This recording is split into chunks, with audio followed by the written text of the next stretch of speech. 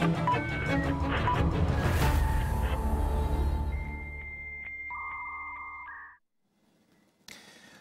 tahun selepas termeterainya perjanjian damai Helsinki di Finland antara Gerakan Aceh Merdeka GAM dan Kerajaan Indonesia, rakyat Aceh terus meniti lembaran baharu dalam pembangunan ekonomi dan kehidupan sosial.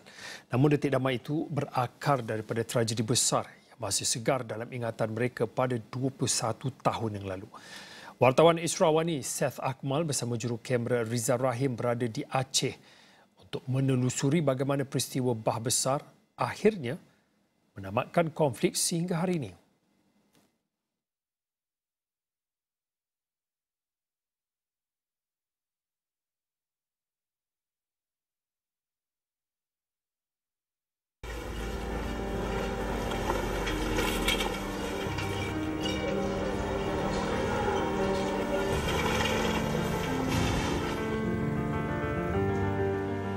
Tragedi tsunami 26 Disember 2004 jam 7.58 pagi meninggalkan kesan mendalam dalam lipatan sejarah.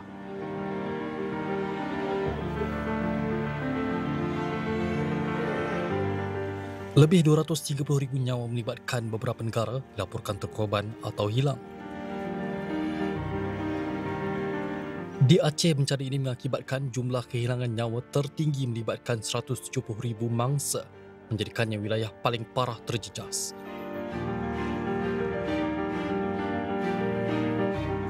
Air pertama ke sana dibawa, air kedua pusing-pusing, air ketiga baru dicari ke tengah laut kecil. 1 hari di laut, dari jam 9, jam 5 sore baru ditolong sama nelayan. Alhamdulillah Nabi selamat. Saya keluarga tak jumpa sampai sekarang. Tapi saya tidak banyak cerita Pak, Cik. Dapat di depan mata keluarga habis semua.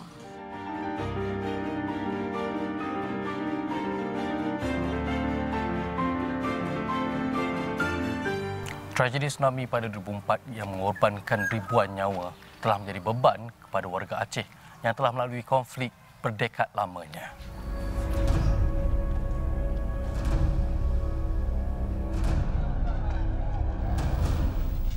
Namun bagi sebahagian warga Aceh, peristiwa tsunami seakan suatu hikmah di sebalik musibah konflik yang telah tercetus sejak 4 Disember 1976 yang telah melanda kota Serambi Mekah itu. Umum mengetahui sebelum tsunami berlaku, ribuan orang awam menjadi mangsa korban akibat konfrontasi di antara pasukan bersenjata GAM dan Tentera Nasional Indonesia TNI. Suruhanjaya Kebenaran dan Rekonsiliasi Aceh merekodkan lebih 6,000 testimoni berkaitan kes-kes pelanggaran hak asasi manusia. Ya mungkin tsunami itu adalah di satu sisi adalah bencana, satu sisi adalah dia sebuah keberkahan untuk menyelesaikan konflik itu. Kita tidak tahu, mungkin ada orang yang sedang berdoa, yang sedang disiksa, dia berdoa. Ya Tuhan mungkin cara mengabulkannya lewat tsunami, biar itu berakhir semuanya.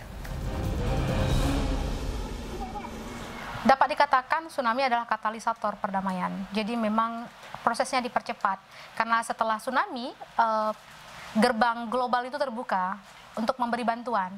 Nah saat itu internasional melihat ada banyak sekali persoalan dan kemudian ikut mempressure Indonesia untuk berdialog dalam hal penyelesaian konflik di Aceh. Jadi untuk tidak menggunakan pendekatan bersenjata bagi Aceh dan lain-lain. Jadi dapat saya katakan ya ini seperti blessing in disguise.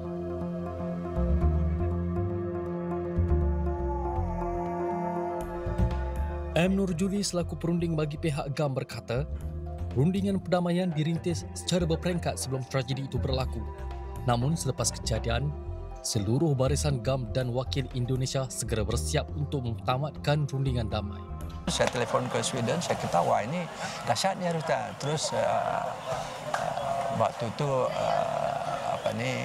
Menteri Negara Malik Mahmud, ya, dia bilang datang ke sini. Jadi saya terus pergi ke Stockholm, ya by the time sudah 200,000 kan. Jadi waktu itu kita cakap bahawa ya bagaimana kita nak lanjutkan soal politik sedangkan 200,000 orang bapa kita, ibu kita sudah vanish, ya. Jadi tidak manusiawi lah. Tapi ketika tsunami, apapun kita harus capai perdamaian. Itu motivationnya. Itu bukan, itu pencetus, ya, bukan karena tsunami tetapi sebagai trigger pointnya yang menyebabkan kita harus capai perdamaian. Hasil perdamaian, TNI mengundurkan pasukan mereka, Aceh diiktiraf selaku wilayah autonomi khas dan paling penting, membuka peluang kepada penduduk tempatan untuk meneroka sumber daya alamnya untuk dipasarkan secara domestik atau ke peringkat global.